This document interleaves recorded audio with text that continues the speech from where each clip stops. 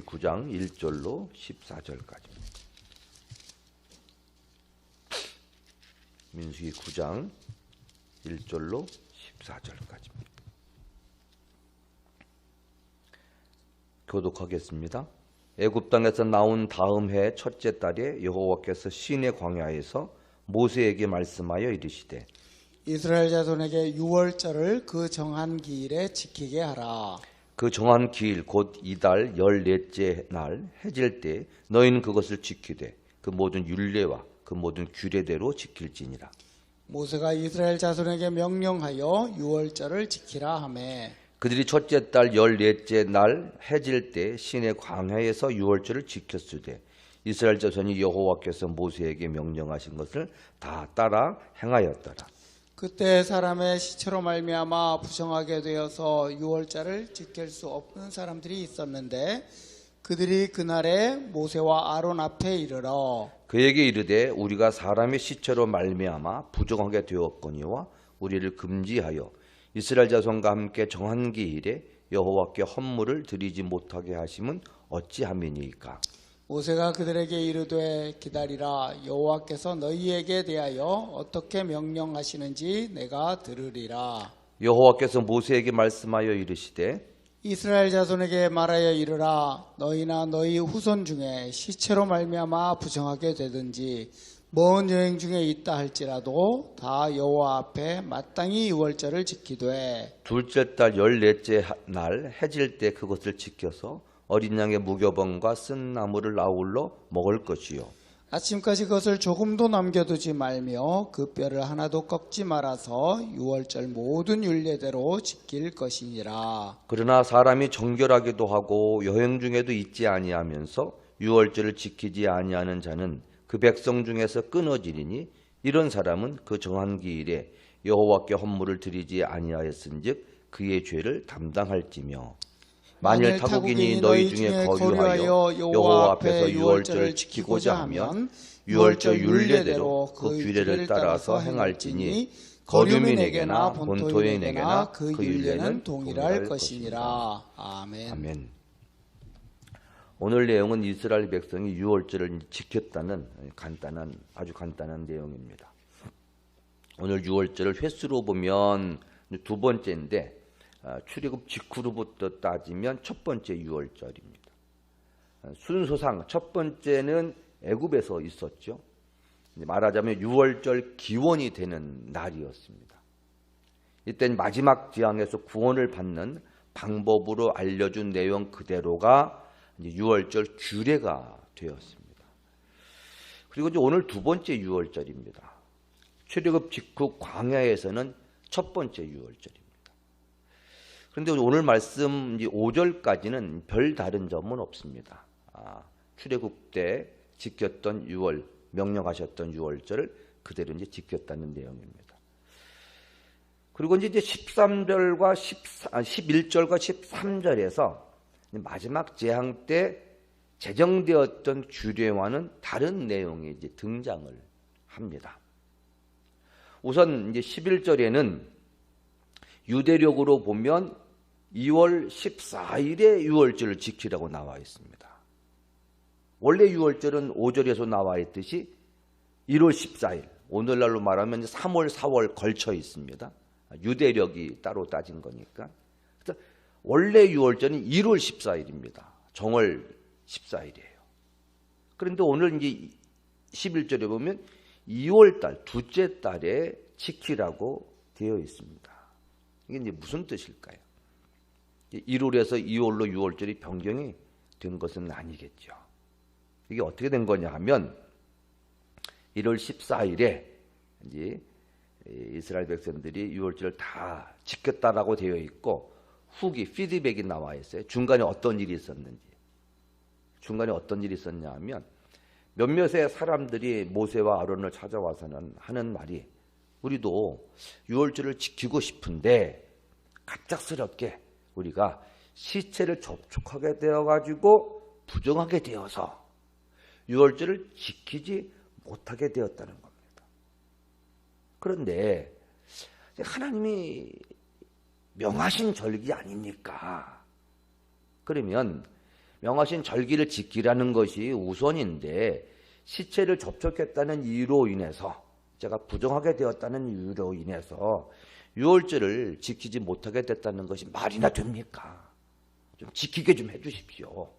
이렇게 된 거예요. 그러니까 돌발 상황에 발생을 하는 거예요.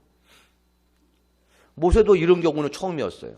원래 출애굽 때 제정되었던 유월절 규례는 이런 게 없었거든요. 그래서 모세는 처음 이런 경우 당해봐가지고 좀 기다려봐라. 내가 하나님께 좀 물어보겠다. 그래서 하나님께 문의를 드렸더니 하나님께서 처리 방법을 알려주시는 겁니다. 1월 14일에 유월절 제사를 드리지 않아도 되는 두 가지 예외 사항을 하나님이 말씀해 주십니다. 첫 번째는 유월절 기간 중에 곧단지 출장을 가가지고 예배를 못 드리게 되는 사람이 많이 있지 않겠습니까? 그래서 유월절 그 기간에 물론 이제 그 작정을 하고 간 사람은 없겠지만 어쨌든 멀리 여행 중에 있는 바람에 1월 14일에 돌아오지 못하는 사람, 이런 사람, 이게 예외 규정이에요. 두 번째로 이제 유월절 시작할 즈음에 시체와 접촉을 하게 돼서 부정하게 됐어요. 그럼 이 사람은 정결하게 되기까지 7일을 기다려야 되는데 이게 유월절 기간과 겹치는 거예요. 그래서 이 두 사람, 이 두 예외일 때는 2월 14일, 한 달 후에 드려라. 이렇게 된 거예요. 한 달 후에. 한 번 더 기회를 주신다는 겁니다. 그래서 2월 14일이 하나 더 생긴 거예요. 근데 이 규례는 요때만 그런 것이 아니고 오늘 말씀 보니까 후손들에게도 그대로 적용돼야 할 것이에요. 지금 이스라엘은 그렇게 지키는지는 잘 모르겠어요. 분명히 3월, 4월에 유월절 지키는 건 확실한데 한 번 더 그런 사람 때문에 지키는지는 모르겠습니다. 그런데 이제 이것 외에 또 다른 이제 유월절 규례가 다른 규례가 하나 더 등장을 합니다. 13절에 그러나 사람이 정결하기도 하고 여행 중에도 있지 아니하면서 이런 사람은 한 번 더 지키도록 되어 있잖아요. 근데 유월절을 지키지 아니하는 자는 그 백성 중에서 끊쳐지리라. 이게 이제 항목이 더 추가되었습니다. 이 내용은 최초 애굽에서 제정됐던 유월절이 없던 겁니다. 거기에서 백성 중에서 끊쳐지는 경우는 다른 케이스였어요. 근데 이게 왜 나왔냐면 2월 14일이 생김으로 나온 또 하나의 규례인 거예요. 유월절을 지키지 않으면 백성 중에서 끊쳐진다 그런 거예요. 그러니까 1월 14일에 이러이러한 이유로 못 지켰어요. 한 번 더 기회가 주어져 가지고 두 번의 기회가 주어진 거예요. 그런데 두 번의 기회마저도 주어졌는데 못 지켰다. 안 지켰다. 그러면 백성에서 끊겨지는 거예요. 첫 번째 유월절 규정에는 두 번째라는 것이 없었기 때문에 다 지키는 거로 예상을 하고 그런 규정이 없었는데 하나님이 이런 돌발 상황이 발생을 해가지고 한 번 더 유월절이 생기게 되니까 모든 사람에게 두 번씩이나 기회가 주어졌단 말이에요. 그러니까 두 번씩 기회가 주어졌으니 유월절에 참석하지 못할 이유가 없게 된 거예요. 그런데 이때마저도 유월절을 지키지 않는다? 이러면 심각한 상황이 된다는 겁니다. 이스라엘 민족에게 반드시 성인 남성이 되면 꼭 지켜야 할 절기가 모두 세 가지인데 유월절 빼놓고 초막절이 있고 맥추절, 뭐 칠칠절이라고도 하기도 하고 오순절이라고 하기도 하는데 유월절 외에 두 개의 중요한 절기가 있죠. 근데 이 두 개의 중요한 절기에는 이런 처벌 규정이 없습니다. 뭐 칠칠절을 지키지 않으면 백성 중에서 끊겨진다. 이것도 없고요. 초막절을 지키지 않으면 백성 중에서 끊겨진다. 이것도 없습니다. 오직 유월절 규정만 참석하지 않으면 백성 중에서 끊겨진다. 이 끊겨진다는 이 표현이 소위 최고 법정 최고형입니다. 그러니까 아예 하나님의 백성으로 인정하지 않겠다는 겁니다. 이 말씀이 강력한 이유가 방금 말씀드렸던 것처럼 외외 조언까지 두면서 참석할 기회를 주었는데 이 두 번째 기회마저도 참석하지 않는다면 명백한 불참 사유가 없이 의도적으로 유월절 미참여자는 강력하게 처벌하겠다.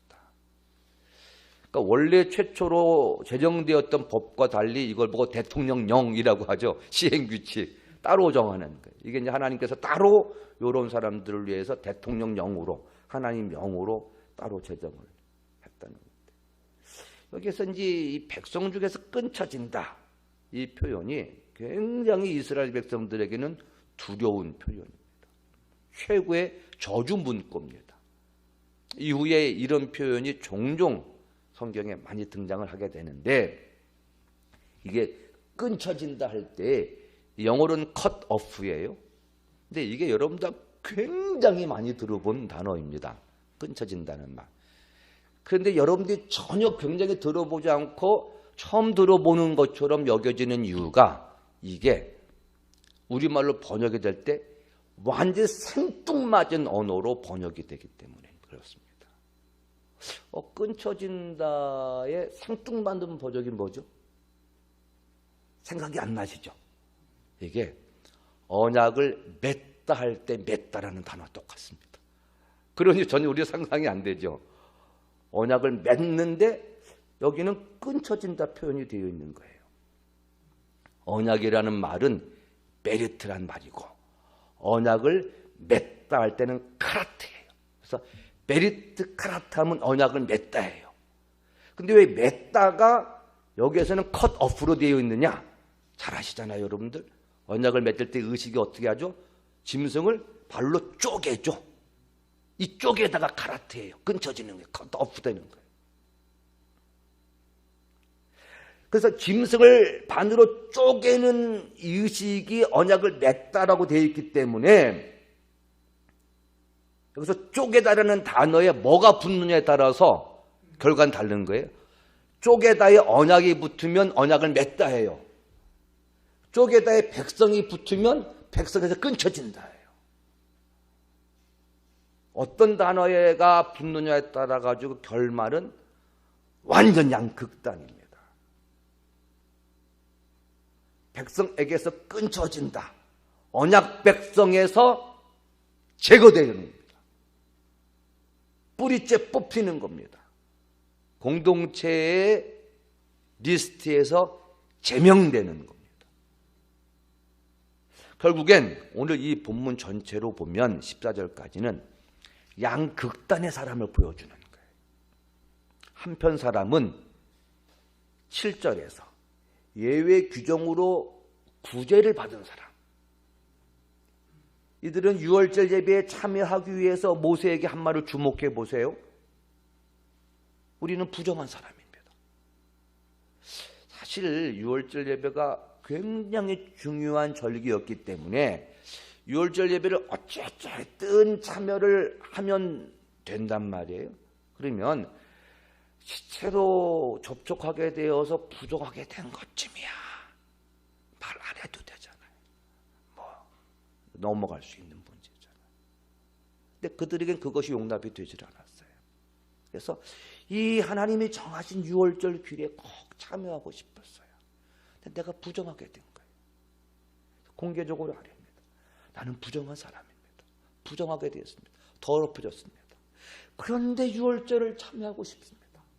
어떻게 해야 됩니까? 이런 사람이 함께 있습니다. 또 한편 사람은 13절에서 유월절 예배에 참석하기 위한 결격 사유가 없는데도 이유 없이 유월절 참여를 거부한 사람입니다. 여기에 유월절 참여를 참여 안 했다라고 하면 영어로 쓰면 do not 이렇게 쓰겠죠. 근데 원문에서 영어로 표현하는 과정에서 어떻게 되어 있냐면 stop이라고 되어 있어요. 더 문자적은 failed라고 실패했다라고 되어 있는데 이 단어에 스탑이라는 말이 들어요. 멈췄다. 의도적으로 본인이 멈춘 거예요. 그러니까 유월절 예배 한편은 유월절 예배를 어쨌든 참석하고 싶어하는 사람, 어떤 사람은 의도적으로 거부하는 사람, 스탑한 사람. 이게 나누는 겁니다. 이 컷오프라는 게 단지 하나님이 너무 과격하게 별것 아닌 거 가지고 유대인 이름에서 제명시키는 것까지 하셔야겠느냐가 아니고, 참여를 안 하는 사람의 의중은 불순합이 포함이 되어 있어요. 나는 참여 안 하겠다. 근데 이유가 뭐냐 하면 그 앞에 정결한데 안 하는 거예요. 한 사람은 부정한데 참석하고 싶은 거예요. 이 차이인 겁니다. 결과는 부정하지만 유월절 예배에 참여하기를 원하는 사람은 기회를 주시고, 정결하지만 그렇다고 딱히 유월절 예배를 참석하고 싶지 않은 사람은 컷오프를 시킵니다. 굉장히 중요한 차이입니다. 중요한 것이 무엇인가를 우리에게 알려주고 있어요. 우리가 하나님께 나아가는 방식도 거의 똑같습니다. 전형적인 신약적 구원 방식이라고 생각이 되지만 안 그래요. 구약 때부터도 이미 의식보다는 그 마음이 중요했다는 것을 이미 알려주고 있어요. 구약의 구원 방법과 신약의 구원 방법이 다르지가 않습니다. 율법으로 말하면 이들은, 부정한 사람은 유월절 예배에 거부당할 사람이에요. 그런데 그렇지 않았어요. 나는 참석하고 싶어. 부정한데 참석하고 싶어. 하나님 기회를 주셔요. 우리 자신들을 대부분 우리 스스로가 우리에 대해서 판단을 해요. 나는 이러이러하니 안 될 거야. 나는 이러이러하니 못할 거야. 우리가 하나님을 재판관으로 보통 얘기를 하죠. 하나님 재판관.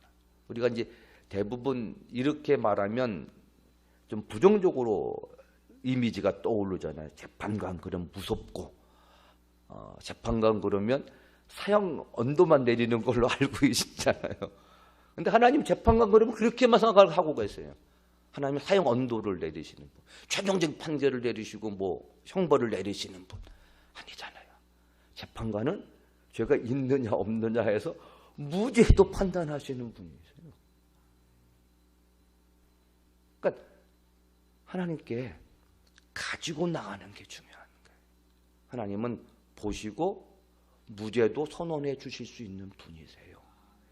재판관 그러면 두렵고 무섭고 굉장히 무언가 권위가 있고 그러는데, 그래서 다가가기가 힘든 분으로 알고 계시지만 재판관에게 찾아가야 비로소 구원을 얻어도 구원을 얻는 것이지, 그렇지 않고 스스로 판단해서는 아무런 유익이 없다는 겁니다. 미국에는 수의 나라라고 그래요. 고소의 나라라고 해요. 뭐 툭하면 고소하고, 맥도날드에서 커피 마시다 혀댔다고 해가지고 뭐 수천억 불 받은 사람도 실제로 있잖아요. 툭하면 우리나라도 대부분 요즘은 이제 하도 변호사 이런 분들이 뭐 수입이 많이 생긴다고 그래. 그냥 툭하면 갖고 주고 나가니까. 우리도 보통 그런 얘기해요. 법대로 해봐, 법대로 해봐. 네, 이게 진리가 있어요. 여러분, 내가 내 상태에 대해서 스스로 판단해서 그러지 말고, 보세요. 나는 부정한데 참석하고 싶어요. 어떻게 할까요? 라고 가지고 나온 사람은 구원을 베풀어 주셨어요. 그런데 나는 정결해. 그러니 뭐 올해 한 번쯤은 유월절 참석 안 해도 돼. 스스로 판단한 사람의 결과입니다. 그러나 스스로 판단하지 않고 자신의 부정한 상태를 하나님께 아뢰나 보자. 혹시 구원의 길이 있을 줄 누가 알겠느냐? 내가 스스로 부정하다고 먼저 지레 포기하지 말고 하나님께 가져가기나 해보자. 혹시 아냐. 여러분, 구원 문제에 관해서 성경에서 혹시 어떻게 될지 누가 알겠느냐라고 하는 표현이 굉장히 많습니다. 그러니까 우리가 함부로 나에 대해서 단정 짓는 거에 대해서 굉장히 조심스러워해요, 성경. 하나님께 일단 가져가 보는 것이 중요합니다. 이것이 혹 나에게 은혜를 열어주는 길이 될 수도 있습니다. 그런데 스스로 나는 이만큼이면 됐어, 나는 정결한이 됐어, 이런 사람에게는 그래, 네가 판단한 대로 그렇게 판결을 내려줄게. 네가 기준이 된다면 네 기준대로 그렇게 하나님이 해주신다는 겁니다. 이런 문제에 관해서 우리는 많은 그리스도인들이 대부분 이런 고민, 저도 그런 고민을 엄청 많이 하는데, 간단하게만 이야기하자면 우리가 안 믿는 사람이 이해가 안 되는 부분이에요. 너희 기독교인들은 맨날 다 죄 짓고 회개하고 또 짓고 회개하고 뭐 그렇게 하냐, 이게 참 우리도 문제, 고민이죠. 내가 언제까지 이 짓을 내가 이러고 살아야 되느냐, 이러고는 내가 그리스도인으로서 평생을 죽을 때까지 이래야 되는데, 우리 몸은 감각이 있어서 죄에 대해 이 살털 하나도 반응을 할 수밖에 없는, 그래서 피조물이 죽을 때까지 탄식하며 사는 거예요. 우리들은 어쩔 수가 없어요. 죄에 대해서 그렇게 안 하면 죽은 사람이. 이 문제 때문에 평생 우리는 고민하며 살아요. 근데 이 고민을 내가 언제까지 해야 되느냐, 그만하자, 그렇게 하시면 안 되는 거예요. 내가 이거를 수만 번 했다 치십시다. 수만 번, 수십만 번 했다고 치십시다. 내가 판단하기에 이 정도면 하나님도 못하실 거 아니냐, 이 정도면 나도 바짝이 있지, 죽을 때까지 이러고 있는데 하나님도 이제는 아니라는 거죠. 수십만 번, 수억 번 해도 하나님께 가져가는 보자, 가져가기나 한번 해보자. 혹시 아니야, 수억 번이라도 수십억 번이라도 혹시 아니야, 이게 중요한 거야. 이게 중요한 거야. 나는 부정한 사람입니다. 나는 시체를 만졌습니다. 나는 더럽어졌습니다. 그러나 판단해 주십시오. 오늘 이 양극단의 이 사람 중에 우리가 본받아야 할 사람은 바로 나는 부정한데 하나님 나를 판단해 주십시오. 가져온 이 사람, 본받아야 할 사람이고, 이 사람에게 하나님은 구원의 길을 열어주셨다는 사실을 우리가 내 머릿속에 각인시켜야 할 것입니다. 아무쪼록 오늘도 우리는 여전히 부족할 것입니다. 그러나 스스로 판단하지 말고 그 부족함을 하나님께 아뢰시는 우리 모두가 되시기를 주님의 이름으로 간절히 부탁을 드리겠습니다. 기도하겠습니다. 거룩하신 주님, 할 말이 없는 우리들, 이 죄인, 부끄럽고 부정하지만 그러나 하나님, 저를 하나님께 올려놓습니다. 하나님께서 판단하시어 컷오프를 시켜주시든지 구원을 주시든지, 이것은 하나님께 달려있는 이름을 우리가 고백하며 하나님, 나를 하나님께 올려놓습니다.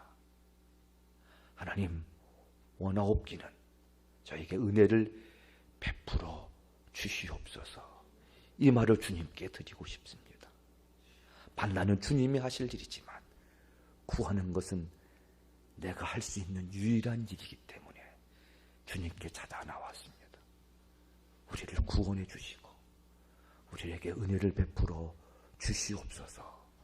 예수님의 이름으로 기도 올리옵나이다. 아멘.